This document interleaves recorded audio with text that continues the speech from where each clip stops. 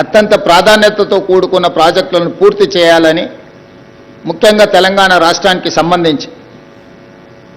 కల్వకుర్తి ఎత్తిపోతలు కావచ్చు, భీమా, నెట్టంపాడు, కోయిల్ సాగర్, జూరార్ల ప్రాజెక్టుల యొక్క పూర్తి కావచ్చు, ఆర్డీఎస్ ప్రాజెక్టు యొక్క ప్రక్షాళన కావచ్చు, రాజీవ్ సాగర్, ఇందిరాసాగర్ కావచ్చు, ఈనాటికి అసంపూర్తిగా ఉన్న ఎస్ఎల్బీసీ టన్నెల్ కావచ్చు, ఈరోజు పేరు మార్చి, ఊరు మార్చి, అంచనాలు మార్చి 1,00,000 కోట్ల రూపాయలు కొల్లగొట్టిన కాళేశ్వరం, ఆనాడు ప్రాణహిత చేహెళ్ల పేరు మీద తుమ్మిడిహెట్టి దగ్గర ఆదిలాబాద్లో మొదలయ్యి రంగారెడ్డి జిల్లా వికారాబాద్, తాండూరు వరకు గోదావరి జలాలను తరలించడానికి ఆనాడు తీసుకున్న ప్రణాళికలు మీకు అందరికీ తెలుసు. ఇవే కాదు, చాలా ప్రాజెక్టులు, ఎస్ఆర్ఎస్పి కావచ్చు, మిడ్మానర్ కావచ్చు, శ్రీపాద ఎల్లంపల్లి కావచ్చు, దేవాదుల కావచ్చు, ఇలాంటి చాలా ప్రాజెక్టులని ఆనాడు తెలంగాణ రాష్ట్రం యొక్క ప్రయోజనాల కోసం జలయజ్ఞం ఆధ్వర్యంలో ఆ 10 సంవత్సరాలు ప్రణాళికలు రచించి చాలా ప్రాజెక్టులను వేగవంతంగా పూర్తి చేయడానికి ప్రయత్నం చేసింది. ఈనాడు మనం గుర్తు చేసుకోవాల్సిన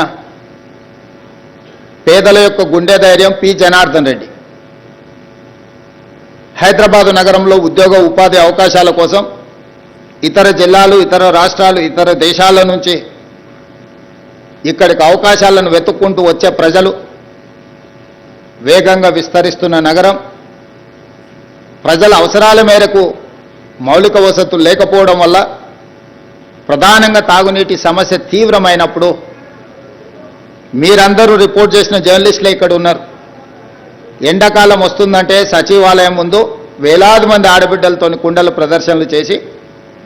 ఆనాటి ముఖ్యమంత్రి చంద్రబాబు నాయుడు గారి మీద ఒత్తిడి తీసుకొచ్చి విధిలేని పరిస్థితులు కల్పించి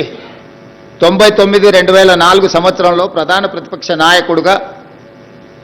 సిఎల్పి నాయకుడుగా పీజేఆర్ గారు అసెంబ్లీలో అల్పెరగని పోరాటం చేసి నాగార్జున సాగర్ నుంచి కృష్ణానది జలాలను హైదరాబాద్ నగర ప్రజల యొక్క దాహార్తిని తీర్చడానికి పి. జనార్దన్ రెడ్డి గారు ఎనలేని కృషి చేసి ఈనాడు హైదరాబాద్ నగరంలో కృష్ణా ఫేజ్ 1, ఫేజ్ 2, ఫేజ్ 3, అదేవిధంగా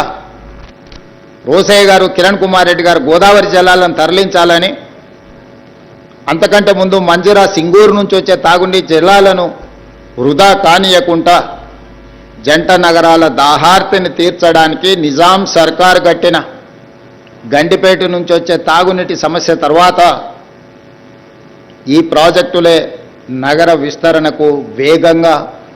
ఈ నగరం అభివృద్ధి జరగడానికి ఈ సమస్యలను పరిష్కరించి ఈనాడు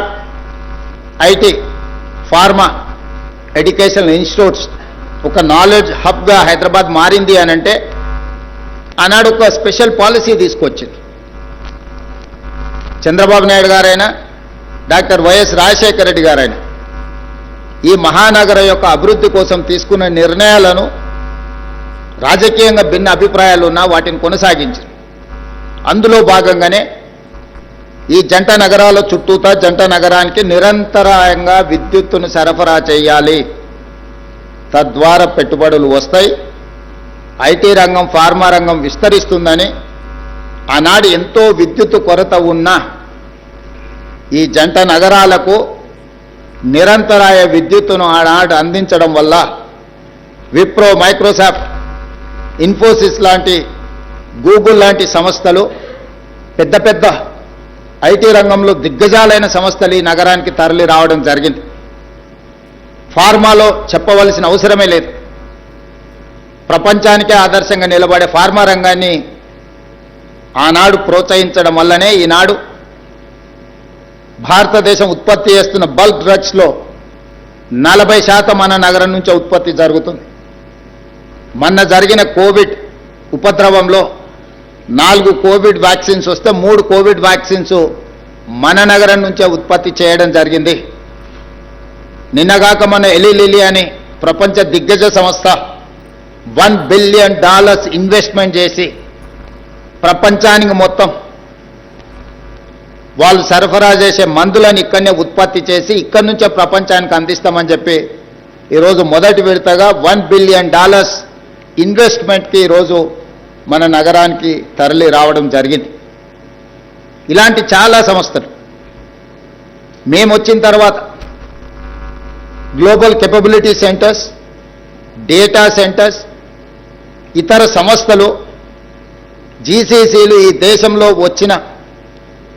ఫార్చ్యూన్ 500 కంపెనీలకు సంబంధించిన జీసీసీలు ఈ దేశానికి వచ్చిన దాంట్లో 70% ఓన్లీ హైదరాబాద్ నగరానికే తరలి వచ్చినాయి. అందులో అమెరికన్ ఎయిర్లైన్స్ కావచ్చు, మెక్డొనాల్డ్స్ కావచ్చు,